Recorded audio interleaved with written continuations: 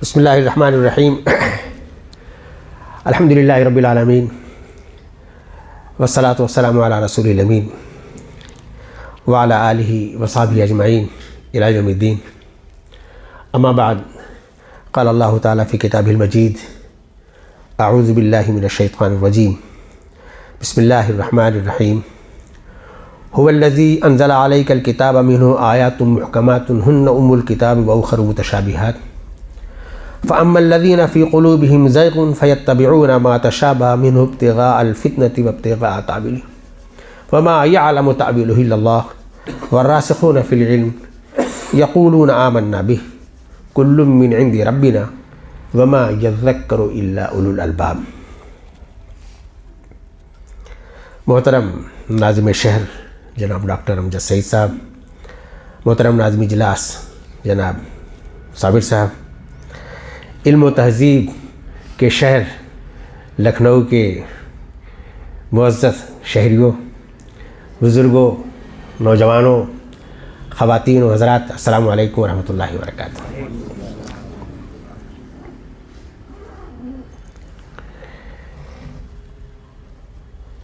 میں خود اسی شہر کا پروردہ ہوں، لیکن پھر آج ان معززیز کے درمیان، ان لوگوں کے درمیان جو اس شہر سے دنیا میں لوگوں کی ماہرین کو ماہر بنانے کے لیے جاتے ہیں، ان کے درمیان مجھے اس موضوع پر گفتگو کرنے کا حکم دیا گیا ہے، جس کی وجہ سے زبان اور پیروں میں لرزش بھی ہے. اللہ تعالیٰ استقامت عطا فرمائے. میں نے جو آیت پاک آپ کے سامنے تلاوت کی ہے سورہ آل عمران کی ابتدائی آیات میں ہے. اس آیت پاک میں اللہ تعالیٰ نے قرآن مجید کی اہمیت بیان کرنے کے ساتھ ساتھ یہ بتایا ہے کہ جو علم میں رسوخ والے لوگ ہیں، ماہر لوگ ہیں، ان کی بڑی اہمیت ہے. وہی صحیح طور پر ان آیات کا ادراک کر پاتے ہیں. معاملات کا فہم، آیات کا فہم، نشانیوں کا فہم، اللہ کے حکم کا فہم، اللہ کی مرضی کا فہم، یہ جو دانش والے لوگ ہوتے ہیں، عقل رکھ کر عقلوں کو استعمال کرنے والے لوگ ہوتے ہیں، اولو الالباب ہوتے ہیں، وہی صحیح طور پر اس کا فائدہ اٹھا پاتے ہیں. تو یہ آیت پاک سیدھے سیدھے آپ جیسے اولو الالباب کو مخاطب کرتی ہے، آپ کی تعریف کرتی ہے، آپ کو آپ کی ذمہ داریاں یاد دلاتی ہیں. آپ اپنے شہر کے، اپنے سماج کے اولو الالباب میں ہیں. تاریخ میں ہمیشہ، ہر زمانے میں، ہر معاشرے میں کچھ نہ کچھ علم و دانش والے لوگ، عقل و فہم رکھنے والے لوگ، سوجھ بوجھ رکھنے والے لوگ ہوا کرتے ہیں. انہی کی مرضی سے، انہی کی سوچ سے، انہی کی منصوبہ سازی سے یہ معاشرہ تعمیر ہوتا ہے. اگر ان کی سوچ پاکیزہ ہے، ان کے خیالات اعلیٰ ہیں، وہ انسانیت کا بہبود اور فروغ چاہتے ہیں، اس کی ترقی دیکھنا چاہتے ہیں، سماج میں امن چاہتے ہیں، تو وہ اس طرح کی منصوبہ بندی کرتے ہیں، اس طرح کا لاہ عمل دیتے ہیں. اور اگر ان کی سوچ میں فساد ہے، ان کی سوچ میں پستی ہے، وہ انسانیت کے بہی خواہ نہیں ہے، تو انسانیت کو ہلاکت کی طرف لے جاتے ہیں. یہ سماج کے جو سربراہ لوگ ہیں، غور و فکر کرنے والے لوگ ہیں، انہی کے معیار پر سماج تعمیر پاتا ہے. یہ بات قرآن مجید نے بھی کہی. اس بات کو اللہ کے رسول صلی اللہ علیہ وسلم نے بہت اچھی طرح سے سمجھا، اسی رخ پر سماج کو تعمیر کیا. اگلے زمانوں میں قرآن مجید کی کہ اس گتھی کو، اس بتائے ہوئے حکم کو، اس راز کو یورپ نے سمجھ لیا. تو انہوں نے اسلامی علوم و فنون کی پیٹھ پر چڑھ کر نئے علوم و فنون کی، نئی ایجادات و اکتشافات کی بنیاد رکھی، نئی تہذیبیں ڈیولپ کی، نئے طور طریقے ڈیولپ کیے، اور دنیا میں وہ ترقی یافتہ اور ماہر کہلائے. یہ ایک سچائی ہے جو ہم دیکھتے ہیں. اب ایسے لوگوں کے لیے الگ سے جو سماج کا جس اپنے فن کا، اپنے سبجیکٹ کا جو ماہر ہے، ایسے لوگوں کو اور کاموں سے چھوڑ کر کے فارغ کر دیا جاتا ہے کہ تم یہی کام کرو کہ تمہاری اس فیلڈ میں ہمارا ملک یا ہمارا سماج یا ہماری جماعت یا ہماری کوئی ایک یونٹ کیا طریقہ کار اختیار کرے کہ ہم اپنے نشانے کو زیادہ بہتر طور پر حاصل کر سکیں. اب ایسے لوگوں کے لیے ایک اصطلاح استعمال ہوتی ہے تھنک ٹینک کی. جو سوچنے سمجھنے والے لوگ ہوتے ہیں، جن کو اسی کام کے لیے فارغ کر دیا جاتا ہے، وہ یہی کام کرتے ہیں. دنیا میں ہر جگہ، ہر ملک میں، ہر جماعت میں، ہر ادارے میں اب اس کا باقاعدہ ایک رواج پڑ گیا ہے کہ پہلے وہ ٹاسک اس تھنک ٹینک کو دیا جاتا ہے، وہ اس کے مالہ و معالہ پر غور کرتا ہے، وہ ایک نقشہ کار بنا کر کے دیتا ہے، پھر اس کے بعد جو قوت نافذہ ہوتی ہے اس کو نافذ کرتی ہے. اس حد تک اس کا رواج ہے.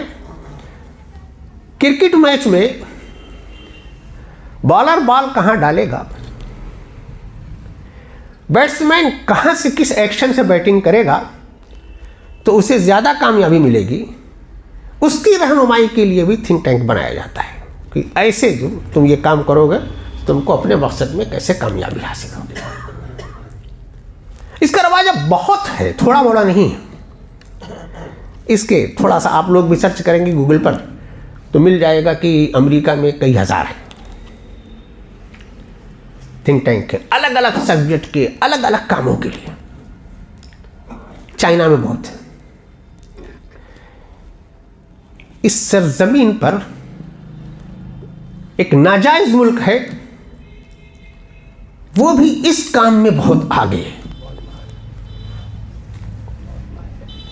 ہمارا ملک ہندوستان کئی اعتبار سے پست ہے، لیکن ملکی سطح پر اور اس کی NGOs اپنی سطح پر بڑی گہرائی کے ساتھ یہ کام کر رہے ہیں. یہ ممالک، یہ تنظیمیں، یہ جماعتیں صرف اس پر غور نہیں کرتی کہ ہمارا اپنا جو مشن ہے وہ کیسے کامیاب ہوگا، ہماری تہذیب کیسے فروغ پائے گی، ہمارے ترقیاتی منصوبے کیسے آگے بڑھیں گے، بلکہ یہ شعوری طور پر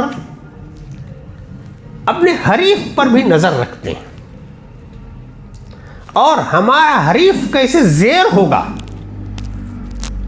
ہمارا حریف کیسے پست ہوگا، اس کی شکست و ریغ کا سامان بھی کرتے ہیں اور اس کی تدابیر بھی کرتے ہیں. یہ وہ باتیں ہیں، یہ وہ سچائیاں ہیں جو ہم سب جانتے ہیں اور بہت اچھی طرح سے جانتے ہیں. یہ اس صورت میں ہے جبکہ اصلاً یہ ہمارا عین اسلامی ورثہ ہے.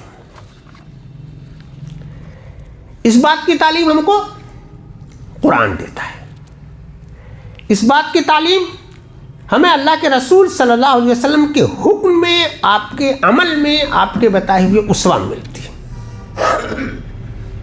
اللہ کے رسول صلی اللہ علیہ وسلم کا اسوہ کوئی اور اچک لے گیا.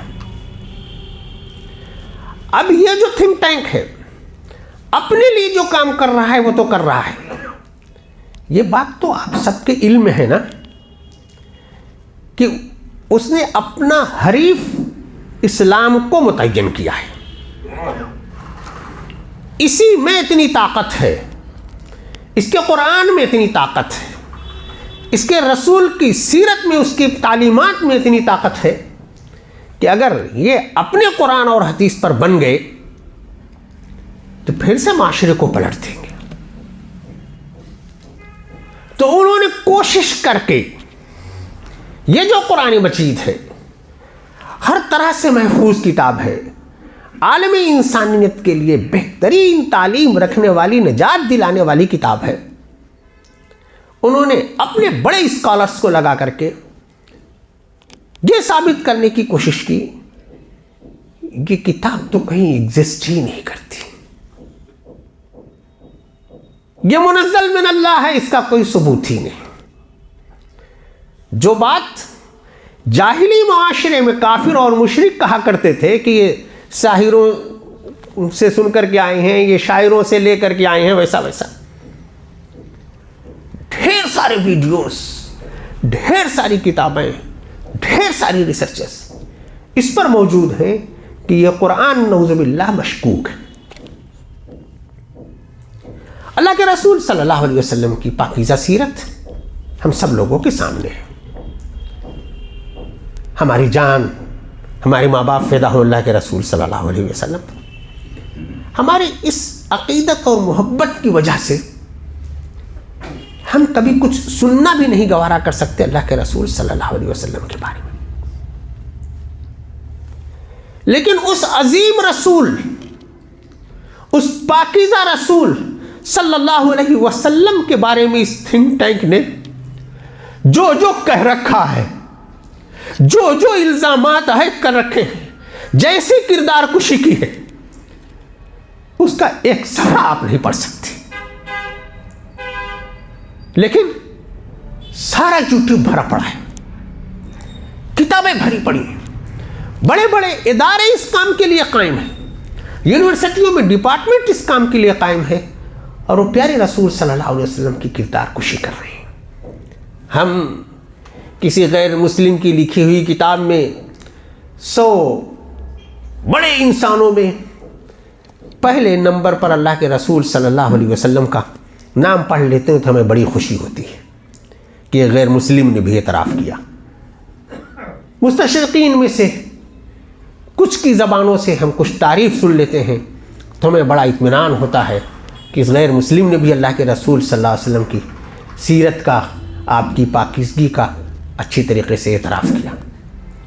لیکن میرے بھائیوں، حقیقت یہ ہے کہ جو علمی دنیا ہے، اس دنیا میں جو بہت پڑھے لکھے لوگ ہیں، جن کی فالوئنگ ہے، وہ تو آپ کے قرآن کے، آپ کے رسول کے، آپ کے امہات المؤمنین کے، آپ کے بنیادی مصادر کے، آپ کے بنیادی ماخذ کے پیچھے پڑے ہوئے ہیں۔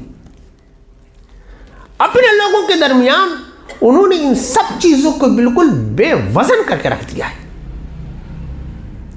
یہ وہ بات ہے جو میں آپ کے سامنے کوئی انکشاف نہیں کر رہا ہوں، کھلی ہوئی کتاب ہے۔ ہم لوگ اپنے ملک میں یہاں کے باشندہ ہیں، شہری ہیں، کبھی کبھی اس پر بھی فخر کرتے ہیں کہ ہم نے 1000 سال حکومت کی ہے۔ ہمارے ملک نے، اس ملک کے باشندوں نے ہم کو کہاں کا چھوڑا ہوا ہے؟ کس لائق ہم کو چھوڑا ہوا ہے؟ ہر طرح سے ثابت تھا نا کہ بابری مسجد مسلمانوں کی بنائی ہوئی ہے۔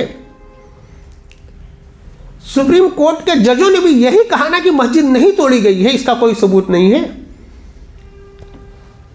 لیکن مسجد تو آپ سے لے لی گئی۔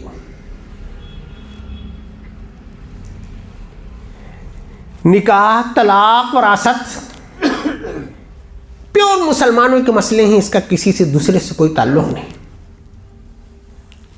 مسلم پرسنل لا کو ہمارا دستور تحفظ دیتا ہے،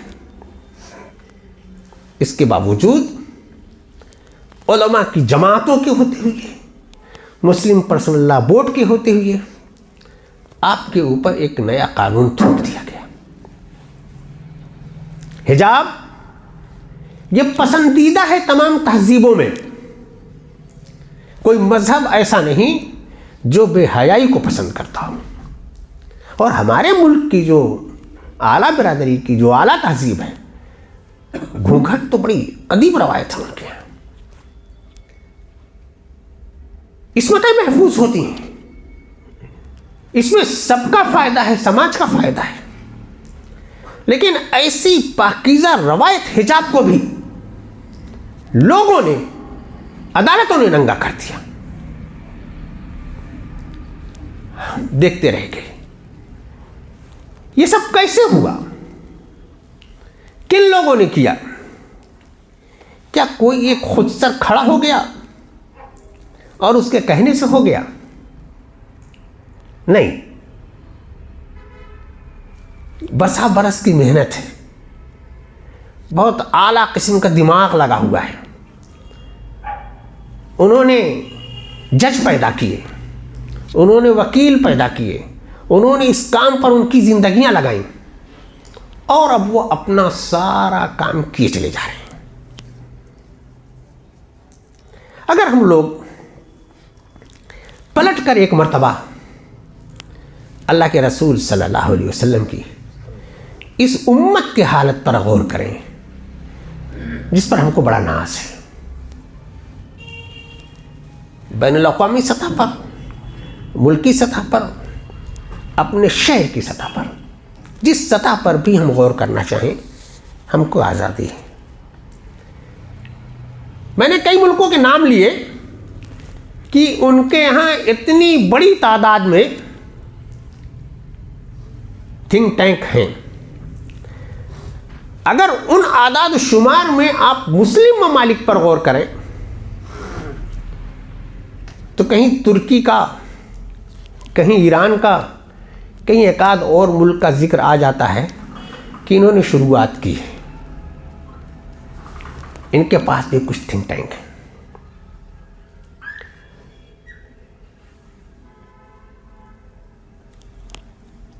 ابھی ہم لوگ آج اخبار اٹھائیں تو آنکھوں میں آنسو آ جاتا ہے، موبائل اٹھائیں تو آنکھوں میں آنسو آ جاتا ہے. یہ جو منظر، قریح منظر ہم فلسطین میں جو دیکھ رہے ہیں، کیا یہ بے سوچے سمجھے ہو رہا ہے؟ کیا یہ بغیر کسی گائیڈنس کے ہو رہا ہے؟ جو کچھ ہو رہا ہے لکھے پڑھے ملکی بین الاقوامی دستوروں کے خلاف ہو رہا ہے، ان کے نعروں کے خلاف ہو رہا ہے، ان کی قراردادوں کے خلاف ہو رہا ہے. جو ملک یہ کر رہا ہے اس کے اپنے اصول کے خلاف ہو رہا ہے، اس کے شہریوں کی مرضی کے خلاف ہو رہا ہے، اس کے مذہبی پیشواؤں کے خلاف ہو رہا ہے.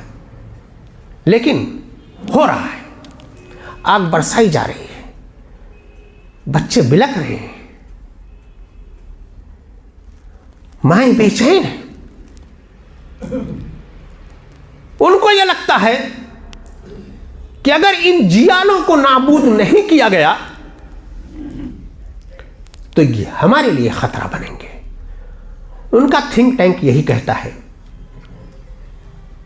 کہ ان کا صفایا کر دو. میرے مسلمان بھائیوں، ہم لوگ کیا تعداد میں کم ہیں؟ کیا وسائل کم ہیں؟ اتنی بڑی آفت ہے، بین الاقوامی سطح کی آفت ہے. ان کے دفاع کے لیے، ان کی ہمدردی میں جو لوگ نکل رہے ہیں، ان میں بڑی تعداد ان لوگوں کی ہیں جو لا الہ الا اللہ محمد الرسول اللہ کے قائل نہیں ہیں. انسانیت کی ہمدردی کے نام پر ہے. کیا ہمارے پاس کوئی لاہ عمل ہے؟ تمام مسلم ممالک موجود ہیں، تمام علماء موجود ہیں، تمام بڑی بڑی بین الاقوامی ملکی سطح کی جماعتیں موجود ہیں. اس سلسلے میں ہمارے پاس دفاع کا بھی کوئی لاہ عمل ہے؟ اقدام تو دور کی بات ہے، دفاع تو حق ہے نا.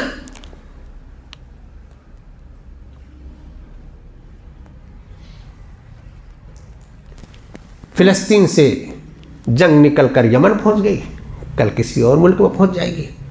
ہر آدمی دبکا بیٹھا ہے شتر مرغ کی طرح اور امید کیے ہوئی ہے کہ ریت میں منہ چھپا لینے سے میں بچ جاؤں گا. یہ اس کمی کا خمیازہ ہے. ہمارے ہندوستان میں جو کچھ ہمارے ساتھ ہو رہا ہے، اس ملک میں مسلمان کو ہے سجدے کی اجازت، ناداں یہ سمجھتا ہے کہ اسلام ہے آزاد. کب تک ہمارے میناروں سے یہ آواز بلند ہوتی رہے گی؟ کب تک ہم آزادی کے ساتھ سجدہ ریز ہوتے رہیں گے؟ کچھ اندازہ ہے؟ ادھر تلوار سیقل ہو رہی ہے، ادھر کچھ بھی تیاری نہیں ہے. تو میرے ایمان والے بھائیوں،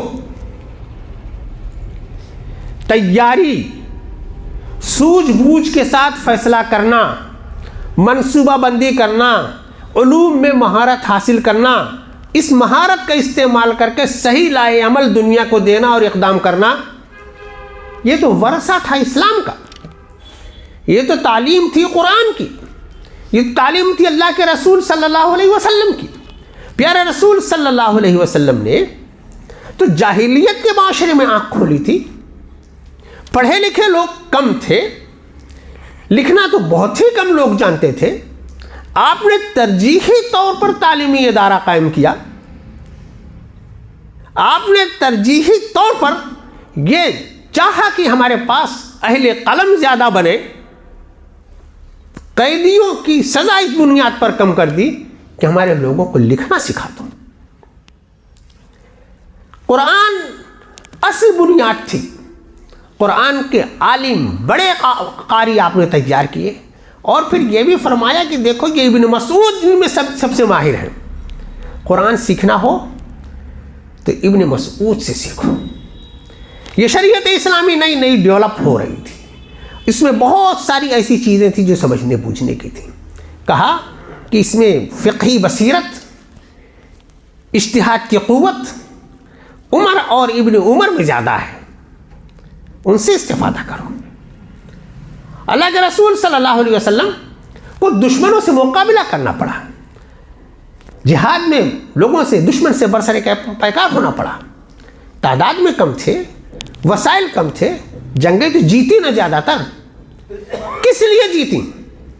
آپ نے جنگ کے فنی ماہرین پیدا کیے، مجاہد پیدا کیے، مقامات کا، ہتھیاروں کا استعمال کا ہنر دیا. اللہ نے اس لیے فتح عطا فرمائی. اللہ کے رسول صلی اللہ علیہ وسلم نے ابو بکر صدیق، عمر فاروق تیار کیے. یہ صرف انسانیت کے ہمدرد نہیں تھے. عالمی انسانیت کا نظام کیسے چلے گا، سیاست کیسی ہوگی، نظام حکومت کیسا ہوگا. ابھی آج کی تاریخ میں بھی بڑے سیاستدان یہ کہتے ہیں کہ اچھا عادلانہ نظام سیاست اگر سیکھنا ہو تو عمر فاروق کا مطالعہ کرو. یہ کس کی تربیت تھی؟ یہ اسلام کی تربیت تھی، یہ قرآن کی تربیت تھی، یہ پیارے رسول صلی اللہ علیہ وسلم کی تربیت تھی. ہم لوگ علماء کرام بڑے اطمینان سے کہہ دیتے ہیں کہ علماء جو ہیں انبیاء کے وارث.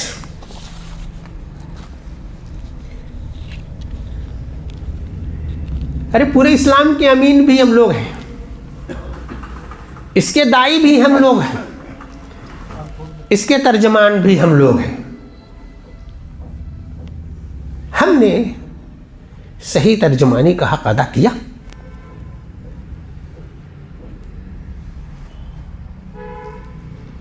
ہم نے جو دین کی روح تھی، راسخ فی العلم جو پیدا کرنے تھے، قرآن کی روشنی میں معاشرے کو جو تعمیر کرنا تھا، کیا ہم نے قرآن کو سب سے اوپر رکھا؟ کیا ہم نے اللہ کے رسول صلی اللہ علیہ وسلم کی اس اسوہ کو سامنے رکھا؟ بلا شبہ اللہ کے رسول صلی اللہ علیہ وسلم نے فرمایا ہے کہ ان تسبیحات میں اتنا ثواب ہے، ان الفاظ کو، ان دعاؤں میں اتنا ثواب ہے، ان رکعتوں میں اتنا ثواب ہے۔ کیا کبھی اللہ کے رسول صلی اللہ علیہ وسلم نے فرمایا کہ یہی کل دین ہے؟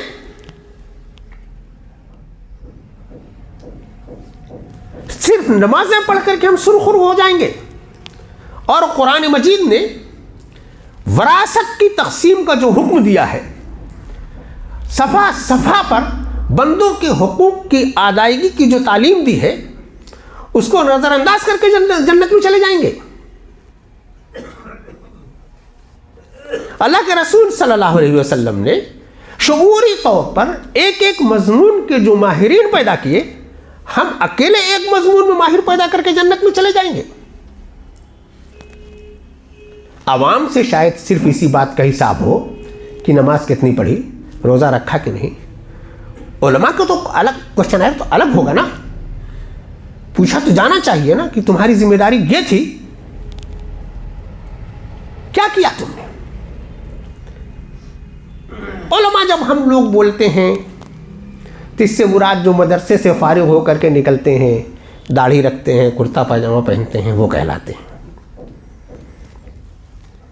لیکن قرآن مجید نے جنہیں علماء کہا ہے میرے بھائیوں، اور جن کے بارے میں یہ کہا ہے کہ یہی صحیح طور پر اللہ سے ڈرتے ہیں، اس میں اس کی قید نہیں ہے کہ وہ مدرسے کا فارغ ہو۔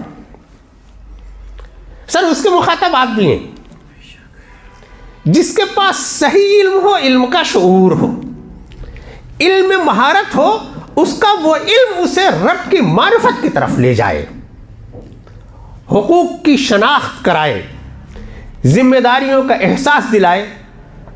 عالم تو وہ ہے، ورنہ یہ علم جو دنیا میں تباہیوں کے ہتھیار جو بن رہے ہیں، جو ساری سازشیں جو ہو رہی ہیں، یہ بھی اسی علم کی اور علماء کی دین ہے۔ پڑھے لکھے لوگ ہی یہ کر رہے ہیں، صرف جاہل نہیں یہ کرتا۔ جاہل اٹھے گا تو اپنے کسی پڑوسی کو، اپنے کسی پٹی دار کو نقصان پہنچائے گا، لیکن وہ پڑھا لکھا تھنک ٹینک جب اٹھتا ہے تو وہ قوموں کو تباہ کرتا ہے، شہروں کو مسمار کرتا ہے، آبادیوں کو ہلاک کرتا ہے۔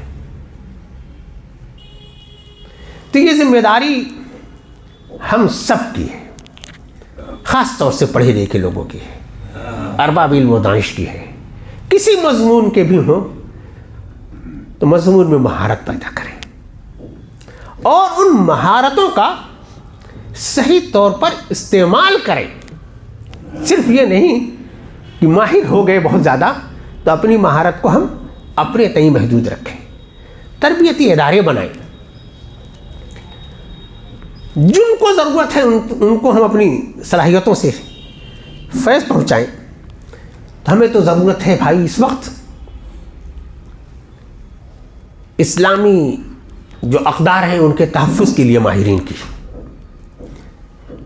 ہمارے قرآن، ہمارے پیارے رسول، ہمارے امہات المؤمنین کی سیرتوں کو داغدار کیا گیا ہے ان سوالات کا جواب دینے کی۔ مسئلہ ہماری مسلمانوں کی زندگی کے لیے ہر لمحے کا ایک مسئلہ ہے، حرام و حلال کا۔ کیا کیا حرام ہمارے سامنے پروس دیا جا رہا ہے، ہم کو پتہ نہیں۔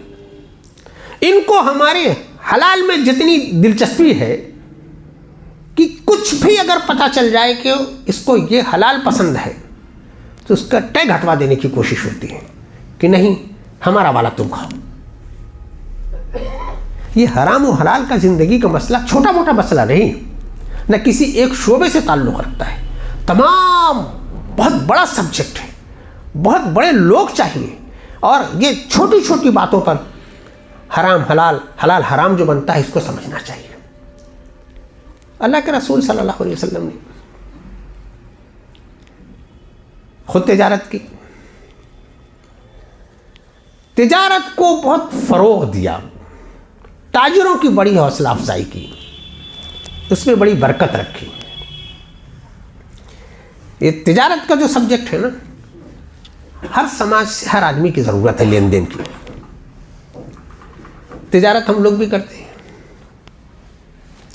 ہماری تجارت 300 400 500 سال پہلے کی لکھی ہوئی کتابوں کی بنیاد پر چل رہی ہے. اور جو لوگ تجارت کے ماہرین ہیں وہ یہ جانتے ہیں کہ صبح و شام میں اس کے ضوابط بدلتے ہیں, اس کے لین دین کے طریقے بدلتے ہیں, اس میں بہت جلدی حرام حلال میں, حلال حرام میں داخل ہوتا ہے. بینکنگ نظام ہے, فائنانسنگ سوسائٹیاں ہیں. کسی کو بڑی تجارت کرنی ہے, کروڑوں کی اربوں کی تجارت کرنی ہے, کرنا چاہیے نا, آخر انسان ہی کرتے ہیں, کوئی مسلمان کرنا چاہے. اس کے سامنے یہ سوال ہے کہ پونجی کہاں سے لے آؤں. اپنی جمع پونجی لگاؤں گا تو اتنی بڑی ہوگی بھی تو اس کو ثابت کرنا مشکل. فائنانس کمپنی کے پاس میں جاؤں گا مدد لینے کے لیے تو وہاں مولوی صاحب آ جائیں گے. کوئی لاہ عمل تو ہونا چاہیے میرے بھائیوں. اس عالم انسانیت کو کون لاہ عمل دے گا؟ تجارت ان بنیادوں پر اگر ہو تو یہ صاف شفاف اور حلال تجارت ہوگی. کوئی ایک عملی خاکہ ہونا چاہیے, ایسا خاکہ کہ کوئی بھی تاجر اس منول کو اٹھائے تو اس کے سامنے اس کو رہنمائی مل جائے. ہم لوگ جاتے ہیں مفتی صاحب کے پاس مسئلہ پوچھنے, ممبر سے وہ الگ بتاتے ہیں, انفرادی طور پر الگ بتاتے ہیں. تو یہ میرے بھائیوں یہ بڑے سیدھے سیدھے سامنے کے سوالات ہیں ہمارے سامنے کہ ہمیں کیا کرنا چاہیے. کرنا یہی چاہیے کہ کھل آنکھ, زمیں دیکھ, سما دیکھ, فلک دیکھ. کیا ضرورت ہے زمانے کی, کیا تقاضے ہیں زمانے کے. اگر ہمارا دعویٰ یہ درست ہے کہ اسلام زمانے کے ساتھ اچھی طرح چلنے کی صلاحیت رکھتا ہے, اسلام قرآن و سنت کی روشنی میں ہر مسئلے کا حل پیش کرتا ہے, تو وہ حل سامنے رکھیں. چیلنجز کا آنکھیں کھول کر کے مقابلہ کریں, سامنا کریں. ہم قائد ہیں, ہم سامنے آئیں, اور جو ہمارے پیچھے جو تیاریاں ہو رہی ہیں ان تیاریوں کا کسی طرح سے کوئی لاہ عمل تیار کریں, جو یہ ہماری ذمہ داری ہے. اور اس سلسلے میں بڑی کوتاہی ہو رہی ہے, کام مسلمانوں میں بہت ہو رہا ہے. بتاتے یہ ہیں کہ بابری مسجد کی شہادت مسلمانوں کی زندگی میں ایک ٹرننگ پوائنٹ ہے. ہوش آیا, اسکول کھلنے لگے, کالجز کھلنے لگے, تھوڑی بیداری آئی, تعلیم کی طرف لوگ آئے, کچھ اور مواقع آئے, کچھ اور تھوڑی سی بیداری آئی. یہ مار کھانے کے بعد ہم لوگ جاگیں گے, جب پیٹے جائیں گے تب ہوش آئے گا. یہ تو سنت ہے نا اللہ کے رسول صلی اللہ علیہ وسلم کی, سازگار حالات میں اچھے اور معیاری کام کرنے کی. تو اس لیے ایک زندہ قوم کی حیثیت سے اللہ کے رسول صلی اللہ علیہ وسلم سے محبت کا تقاضا یہ ہے کہ ہم ہوش کے ناخن لیں, اپنی ذاتی, اپنے گھر کی, اپنے معاشرے کی, اپنی ملت کی اور انسانیت کی بہبود کے لیے اس سطح پر سوچیں جس سطح پر قرآن مجید نے ہمیں بتایا ہے, جس سطح پر اللہ کے رسول صلی اللہ علیہ وسلم نے معاشرہ بنایا ہے, جس سنت کو, جس ورثہ کو دوسرے لوگوں نے اختیار کر لیا ہے اور ترقی کر لی ہے. یہ کرنے کا کام ہے. اس کا ایک چھوٹا سا کام تحدیث نعمت کے طور پر آپ کے سامنے ذکر کرتا ہوں کہ علی گڑھ میں ادارہ تحقیق و تصنیف اسلامی نے شروع کیا ہے, جس کا ذمہ دار ہوں میں. اصلاً تو میرا فریضہ یونیورسٹی میں ہے تدریس کا, لیکن جو وقت بچتا ہے اس ادارے کو دیتا ہوں. یہ ادارہ بنیادی طور پر تحقیق و تصنیف کے ذریعے امت کی اس ضرورت کی تلافی کی کوشش کرتا ہے کہ وقت کے سوالات کیا ہیں. موجودہ زمانے میں جو اعتراضات ہیں قرآن پر جو اعتراضات ہیں، اللہ کے رسول صلی اللہ علیہ وسلم کی سیرت پر جو اعتراضات ہیں اسلامی اقدار پر، اس کا قرآن و سنت کے روشنی میں مناسب جواب دیا جائے۔ اس کے لیے ہم لوگ، ہمارے پاس فارغ چند بڑے اسکالرس ہیں جو وہاں بیٹھ کر کے کتابیں لکھتے ہیں، رہنمائی کرتے ہیں، مقالات لکھتے ہیں۔ 1 2 3 5 10 لوگوں کے رکھ لینے سے اس سماج کی ضرورت پوری نہیں ہو سکتی۔